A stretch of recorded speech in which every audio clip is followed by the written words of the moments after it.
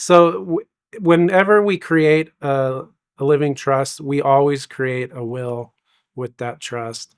And the reason for that is we want to make sure that if a trust isn't properly funded, and by funding, that means transferring ownership of assets from you into your trust. That's very important because the trust only works if assets get transferred either now or at death. If the assets aren't transferred and the trust isn't funded and you die, then a probate's going to be required because you still own those assets at death. So the purpose of creating the trust is transferring ownership so that when you die, all of your stuff is owned by your trust. If everything is owned by the trust, then a probate isn't required. But let's say, for example, you forgot to put a parcel of real estate into your trust. You died and you're still the only person listed on that title.